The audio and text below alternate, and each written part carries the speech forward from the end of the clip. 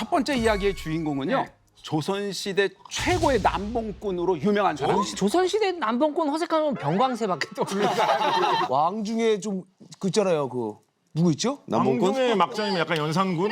그렇죠. 그래 연상군. 연산군 정도 그죠? 있는데 많아요. 아니 이게 뭐야 할 수 있는 사람이다. 정답은 양녕대군입니다. 양녕대군. 태종대왕의 첫째 아들이죠. 그러니까 세종대왕 형님. 세종대왕의 형님이죠. 원래 이분이 세자이지 않았어요? 세자였죠. 결국 왕이 되지 못하고 끝없이 자신의 욕망을 따라가는 사랑을 통해서 결국 세자에서 물러날 수밖에 없게 되는 일이 있었습니다. 야, 이 성욕 때문에 세자에서 물러나는 그렇죠. 경우가 야. 대부분 그런 거는 약간 좀 결핍이나 이런 것 때문에 그렇죠. 습관적으로 그럴 수 있거든요. 김종민 씨가 오늘 아주 중요한 핵심을 미리 말씀하셨어요. 아 그래요? 태종하면 기억나시는 게 뭡니까? 일단 왕자의 난. 그렇죠. 네. 동생들 형들을 마구마구 죽이고 쳐내고. 웬만하면 죽여버립니다. 그리고 이제 역사상 보면 그 사람의 최고의 고민이 하나 있었어요. 자기는 첫째가 아니거든. 그래서 태종은 어떻게든지 첫째 아들에게 왕위를 주려고 했어요. 이게 사실은 어떤 의미에서 모든 불행의 시작이었어요. 그러니까 자유롭게 잘 지내고 있는데 갑자기 아버지가 정권을 잡았네. 그러더니 야 너도 잘해야 돼 라는 식으로 막 시키는 거예요. 아 최악이다. 너무 스트레스 받겠죠. 네. 그래서 얘가 이제 때때로 이제 다른 짓을 하기 시작합니다. 그 짓이 뭡니까? 수없이 많은 기녀들과 놀아납니다. 그게 혹시 몇 살 때인지 알 수 있을까요? 그게 15살 전후라고 생각하시면 돼요. 15살 전후의 기녀들하고 수없이 그런 수없이 놀아 많이 혼란했네. 푹 빠져서 지나는데 최고의 미녀 한 명을 만나서 그렇다. 푹 빠집니다. 누구였냐면 곽선이라는 고위 관리의 첩이었어요. 박사님 우리 조상 아닙니까? 그러게 말입니다. 네. 조상이 원수 아닙니까? 그러면 첩이면은 지금 유부녀라고 봐도 되죠? 그렇습니다. 그렇습니다. 기생이 아니. 희생도 아니고? 기생이 예, 아니. 기생이 첩이라고 아니에요. 했잖아요. 어떻게 알게 되냐면 이런 거예요. 곽선의 첩이 있는데 어리라고 합니다. 이름이 어리예요. 어리? 조선왕조실록에 이 여자의 미모가 뛰어나다는 것까지 기록으로 올라옵니다. 진짜요? 야.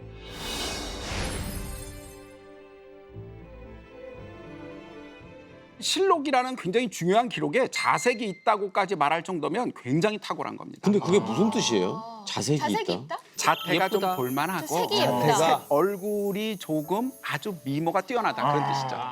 그래서 어떻게든지 그 여자를 자기 손에 넣고 싶은 거야. 그래서 그냥은 안 되잖아요. 기녀가 아니잖아요. 네. 그래서 어떻게 좀 아는 줄 없어 해서 사람의 물어서 곽선의 첩인 어리랑 연통이 닿을 만한 어떤 대신에게 부탁을 해. 이렇게 너에게 관심이 있대. 싫어요라고 했죠.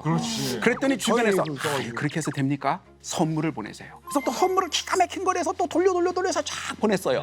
선물을 안 받아요. 그랬더니 선물을 그냥 탁 놓고 그냥 돌아오긴 했어요. 어리가 곽선의 양자의 집으로 딱 가게 돼요. 가서 있을 때 주변에 있는 사람이 지금이 기회입니다. 우리가 곽선의 집에는 못 가지만 곽선의 양자인 이승의 집에 가서는 우리가 한판 해볼 수 있어요. 라고 해서 궁궐담을 넘습니다. 가가지고 오리를 데리고 그 집을 나와요. 납치잖아, 납치. 납치. 그렇게 해도 되는 거? 납치해서 어디로 가느냐 하면 그걸 계속 부추겼던 악공네 집에 가요. 아, 뮤지션 집에. 악공 집에 가서 거기서 동침을 하고 어머. 그 억지로 그냥 억지로. 그리고 나서는 어떻게 되느냐? 궁궐로 데리고 들어갑니다. 이게 사실 지금 우리가 그냥 듣기 좋게 사랑 때문이라고 얘기를 하지만 지금 치면은 징역에 징역형에 그렇죠. 되는 거예요. 납치에 뭐. 그것도 유부녀를. 그래. 심지어 임신을 해서 궁중에서 애를 출산해야 되니까 그 출산하기 위해서 오 마이 바깥집 갓. 자기 부인의 아버지 다시 말하면 장인네 집으로 잠깐 빼서 완전 막장이다. 어떻게 이렇게까지. 출산을 합니다. 와. 자, 그래서 결국 어떻게 되냐? 왕이 알고 크게 분노합니다. 그래서 이젠 더 이상 어쩔 수가 없다라고 해서 쫓아냅니다. 폐세자가 되고 결국 셋째 아들인 충녕대군으로 세자를 세웁니다. 양녕대군은 그러면 그 후에 행복하게 살았어요? 행복하게 살지 못하죠. 어리는 당연히 멀리 추방되고 네. 양녕대군은 아시다시피 폐세자가 되어서 귀향을 가게 됩니다. 그곳에 사는데 세종이 왕에 오른 다음에는 전국을 막 떠돌아다니면서 자기 마음대로 살아요. 아 근데 너무 속상한 게 진짜 깊은 사랑은 정말 드라마 속에서만 나오는 것 같아서 굉장히 좀 쓸쓸한 마음도 있어요. 그렇죠. 그래서 드라마가 막 사랑하기 시작할 때 끝나요. 자, 너무 지금 양녕대군 지금 안티 쪽으로 흐르다 보니까 제가 약간 마음이 안 좋아요. 변호를 하시는 거예요? 왜냐면 일단 양녕대군이 있고 이제 그 중간에 효령대군이 있고 충녕대군 있잖아요. 첫째, 둘째, 셋째. 네.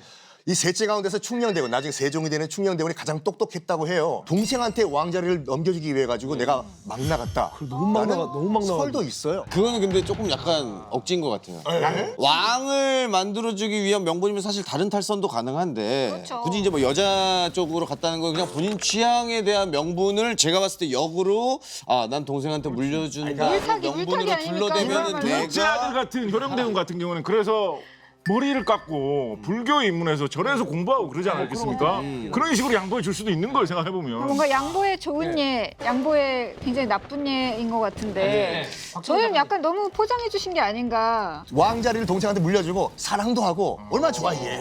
아, 약간 머리가 좀 좋긴 하네. 머리 좋은 건 인정. 김종민 씨는 어떻게 생각하세요? 그러기에는 그거는 조금 네. 너무 많은데 네. 그 방법을 어떻게 그거는 한다고? 성인아 씨도 그게 아니시고. 네, 그건 지금 아니죠. 아무튼 뭐 결과적으로 이 잘못된 방식으로 사랑을 했지만 어찌됐건 사람은 쉽게 변하지 않는다. 정말 이 사랑이라는 것이 굉장히 중요한데 네. 방금 우리가 생각해봤던 양녕대군의 그런 사랑이라고 하는 행동과는 정말 너무나 반대되는 왕실에서도 단 한 명에 대한 사랑을 정말 가지고 지고지순하게 사랑했던 순정남이 있었는데 다음 주인공은 조선 최고의 로맨티스트 바로 정조대왕입니다. 청조.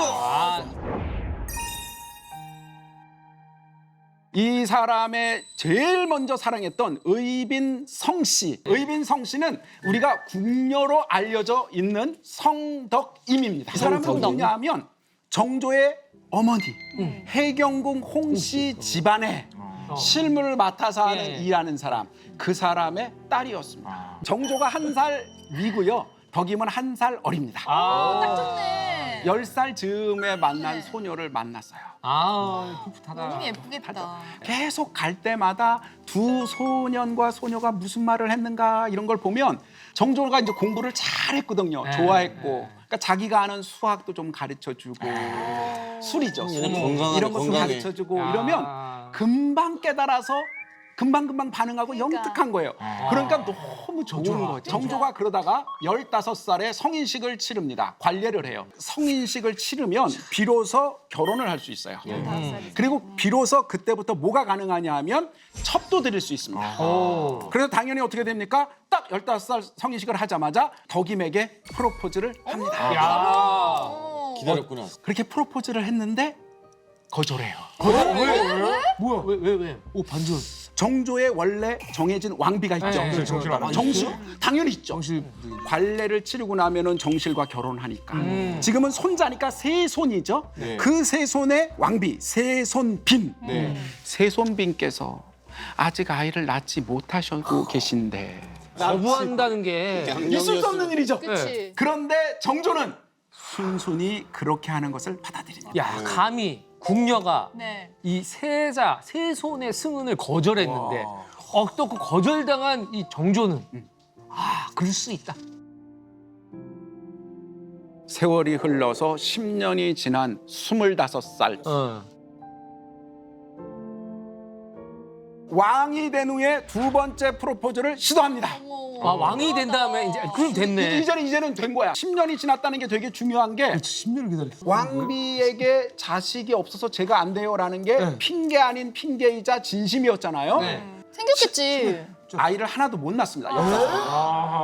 아이가 없으니까 이제 될만 하잖아요. 대를 이어야 근데 이제 됐어. 되고. 예. 정당성도 있고 왕이고 야 네가 말했던 것도 되고 다시 한번 두 번째 프로포즈를 시도합니다. 또 거절합니다. 아니 그렇게 되면은 이거는 이제 양명군으로 변할 수밖에 없어. 두 번째 프로포즈에도 거절하니까 역시 정조는 쿨하게 돌아섭니다. 3세판이잖아요. 그렇지. 3세판이죠. 4년이 지난 다음 또 4년, 그럼 14년이 걸려 지금? 29살. 정조 29살 세 번째 프로포즈를 다시 합니다. 이쯤 되면 받아줄만 하죠. 그런데 또 거절합니다. 이거는 진짜 싫었다는 거 아니야, 사실 진짜. 덕임이 싫었다는 거 아니야? 정조가 이거? 진짜 마음에 안 든 거예요, 이 정도면. 근데 조선 왕조에 27명의 왕이 있어요. 유일해요. 왕비랑 나중에 후궁이 되는 여인이랑 약간 라이벌이잖아요. 네. 친구처럼 지낸 거. 이 성덕임 입장에서 봤을 땐 친구가 불쌍한 거예요. 애도 못 낳고 하니까 카바 쳐준 거죠. 근데 어쩌면 또 한편으로 생각해 보면 많은 궁녀 중에 한 명으로 그냥 살다가 가는 게 편하게 그냥 마음 그러니까 편하게. 모두가 다 승은을 입으면 몸은 편안해지고 신분은 오를 수 있겠지만 어떻게 보면 더 휘말리고. 네, 더 정신적으로 고통스러운 부분이 있지는 않았을까. 정조가 승은을 내리겠다고 했는데 거절하죠. 죽여도 돼요. 아, 그러네. 어명을 거부한 거기 때문에. 그러니까 약간 목숨 걸고 거부하는 거거든요. 약간 그것 그래서 때문에. 논란이 있을게요. 아니 그래서 정조는 어떻게 했어요? 이렇게 또 거절. 세 번째 프로포즈를 하고 나서 정조는 포기하지 않았어요. 이 양반 세 좀 대단하다, 번째 대단해. 프로포즈를 했을 때 네. 거절한 이유가 뭐냐면 덕임은 신분이 굉장히 낮았다는 거예요. 그래서 후궁을 드리세요라고 합니다. 그래서 어떻게 하느냐? 후궁으로 그래 너 후궁 해가지고 후궁으로 드리게 되는 겁니다. 그래서 결국 나중에 의빈 성씨가 되는 거죠. 비로소 그렇게 된 오랜 동안의 사랑의 결실을 맺어서 정조의 첫째 아들, 첫째 아들을 낳게 됩니다. 그런데 결국 이 아들이 죽어요. 왜요? 왜? 오래 살지 못하고 5살 만에 죽습니다. 문효사가 태어났을 때 정조가 딱 한마디 했어요. 무슨 말 했는지 알아요? 뭐라고요? 드디어 나도 아빠 소리 듣게 됐다. 저는 지금 아빠 같았으면 감당이 안 될 것 같아요. 그럼요. 다 무너질 것 같은데. 너무너무 사랑했습니다. 그런데 결국 아들을 따라서 엄마도? 엄마인 덕임마저 6개월 뒤 세자의 뒤를 따릅니다. 그때는 세 번째 아이를 임신한 상태였어요. 왜냐면 첫 번째 아들을 낳은 다음에 두 번째 딸을 낳습니다. 그리고 지금 세 번째 아이를 임신 임신한 중에 상태에서. 있었는데 그 가운데 결국 죽고 맙니다. 그 아이도 같이. 아이도 같이 죽습니다. 정조는 이 덕임이 죽은 다음에 이젠 내가 국사를 의탁할 여인이 없구나라고 말을 했다고 합니다. 15년을 짝사랑하다가 그래요. 이제 이루어져 가지고 이제 겨우 이제 10년 좀 같이 있다가 죽은 거 아니에요? 둘이 동일했지만 가장 달랐던 게 뭐냐? 양령은 자기 생각만 하고 내가 사랑이야. 내 나 사랑만 하면서 자기 식으로만 해나갔어요. 근데 정조는 그래도 되는 지위에 있음에도 불구하고 존중하는 사람이 정조였어요. 조선 왕실에서 보여줬던 두 개의 너무나 극단적인 사랑 이야기라고 할 수 있겠습니다.